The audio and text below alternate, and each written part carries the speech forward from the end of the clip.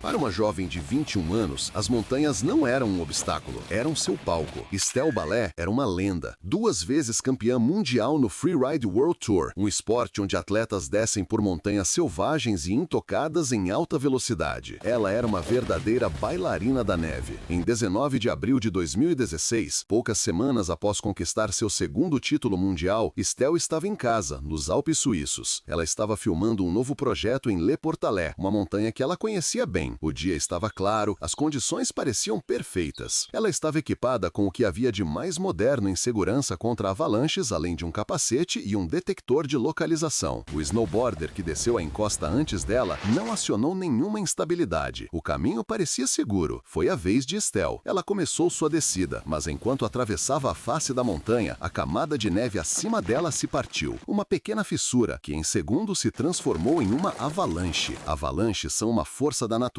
com um poder esmagador e em média se movem a cerca de 128 km por hora, com força suficiente para arrancar árvores e rochas no caminho. Com velocidade maior que a dela, a massa de neve a atingiu em cheio com a força de um carro. Ela foi instantaneamente varrida de sua prancha e arrastada a montanha abaixo. A avalanche a carregou por mais de 1 quilômetro em uma queda vertiginosa, junto com galhos e rochas até finalmente parar. As equipes de resgate que estavam no local para as filmagens agiram imediatamente. Graças ao seu equipamento de localização, eles a encontraram em minutos. Eles a encontraram entre a massa de neve e entulho, mas era tarde demais. Apesar de todos os equipamentos de segurança e do resgate rápido, o trauma do impacto violento contra a neve e as rochas durante a queda de 1 quilômetro foi fatal. Estelle Ballet foi declarada sem vida no local. Uma das atletas mais talentosas e promissoras de sua geração, uma especialista que lia a montanha como ninguém, teve um fim trágico em sua própria casa. Um campeão pode até ser muito habilidoso, mas a natureza costuma ser implacável.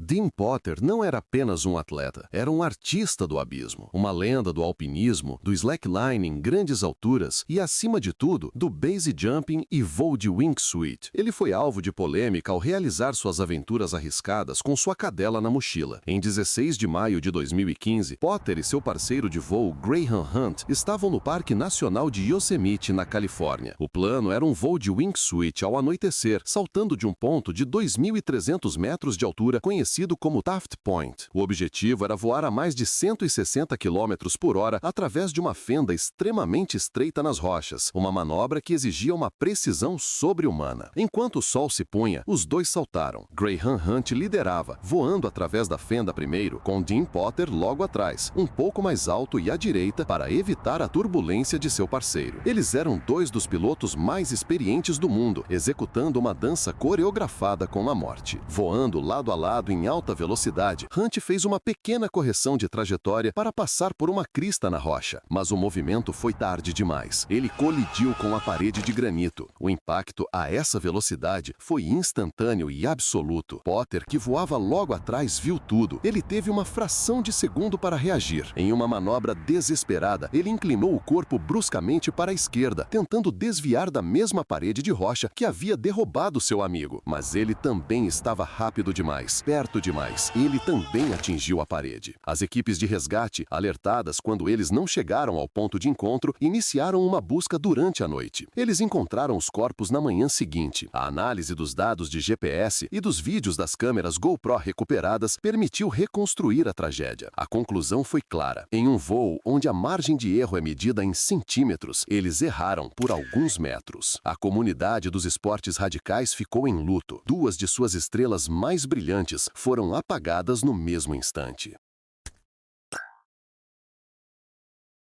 Mergulho em cavernas é conhecido como o esporte mais perigoso do mundo. É um ambiente onde não se pode simplesmente subir à superfície. A única saída é o caminho exato por onde você entrou. Na escuridão de Boasmansgat, uma caverna subaquática na África do Sul com mais de 280 metros de profundidade, essa regra se tornaria o cenário de uma das tragédias mais lendárias do mergulho. Em 2004, o mergulhador australiano David Shaw, um piloto de avião comercial, quebrou recordes ao atingir o fundo da caverna, mas lá embaixo ele fez uma descoberta macabra. Um corpo. Era Dion Dreyer, um mergulhador de 20 anos que havia desaparecido ali uma década antes. Assombrado pela descoberta, Shaw se sentiu compelido a dar um encerramento à família de Dreyer. Ele planejou o impensável, uma missão para recuperar o corpo. Em janeiro de 2005, ele retornou, liderando uma equipe de apoio e com uma câmera no capacete para documentar a operação. O plano era descer 270 metros, colocar os restos mortais em um saco especial e iniciar a subida. A descida levou apenas 12 minutos, mas no fundo, a uma pressão esmagadora, os problemas começaram. O corpo de Dreyer, em vez de estar solto, estava fundido à rocha pela decomposição. Enquanto Shaw lutava para libertá-lo, a profundidade extrema começou a afetar seu corpo. A narcose por nitrogênio, uma condição que causa confusão mental, se instalou. A câmera em seu capacete, a única testemunha, registrou tudo. Sua respiração se tornou rápida e ofegante, um sinal de acúmulo de dióxido de carbono em seu rebreather. Ele começou a ter problemas com o equipamento. Ele se enroscou nas cordas que ele mesmo havia instalado para a recuperação. Ele estava a quase 300 metros de profundidade, na escuridão total, lutando contra seu próprio equipamento, seu próprio corpo e o corpo que ele viera buscar. Após minutos de luta desesperada, a respiração de David Shaw parou. Ele morreu, enredado em suas cordas, ao lado do homem que tentara resgatar. Na superfície, a equipe de apoio só pôde observar, impotente, enquanto as bolhas de seu rebreather cessavam. A missão de resgate havia se tornado uma tragédia dupla. Devido ao perigo extremo, a equipe não pôde recuperar o corpo de Shaw. 3 dias depois, eles retornaram apenas para recolher o equipamento deixado para trás. Enquanto puxavam as cordas do fundo da caverna, sentiram um peso inesperado. Algo estava subindo da escuridão. Não era apenas o equipamento, e não era apenas o corpo de David Shaw. Em um último e fantasmagórico ato, as cordas em que Shaw se enredou haviam se desprendido do fundo da caverna, trazendo consigo o corpo de Dion Dreyer. Na morte, David Shaw completou sua missão. Presos um ao outro, os dois corpos subiram lentamente, emergindo juntos das profundezas. A câmera em seu capacete contou a história completa.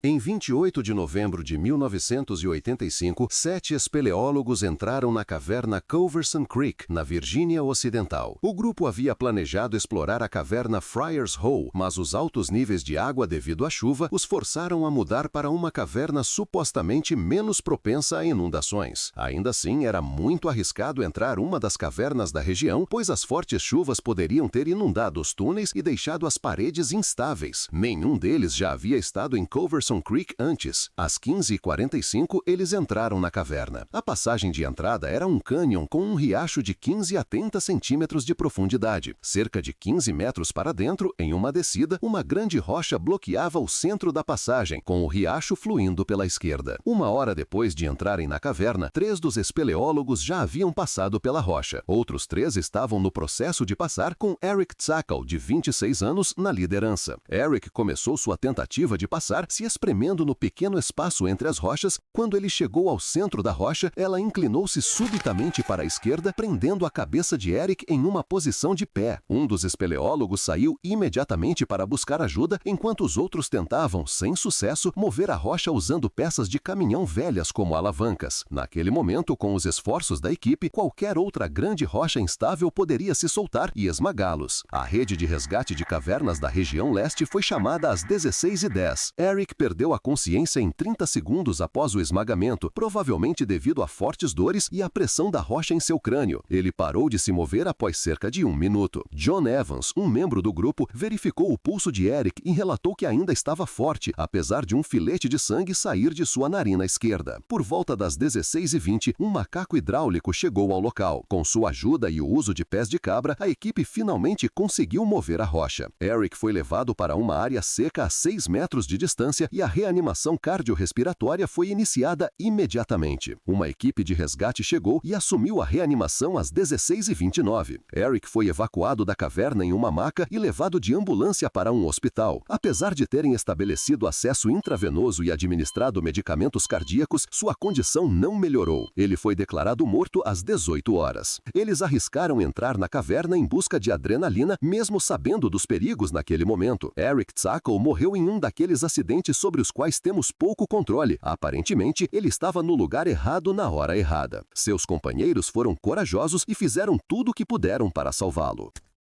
Sei que sentir a adrenalina percorrer o corpo é uma sensação muito boa, mas lembre-se de preservar sua vida em primeiro lugar e nunca faça nada ilegal para se divertir. Fiquem todos bem e até a próxima!